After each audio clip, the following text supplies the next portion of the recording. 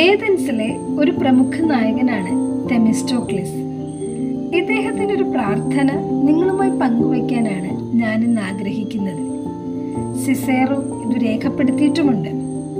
തെമിസ്റ്റോക്ലിസിന്റെ പ്രാർത്ഥന ഇത്രമാത്രം: മറവി എന്ന കല എന്നെ പഠിപ്പിക്കണമേ.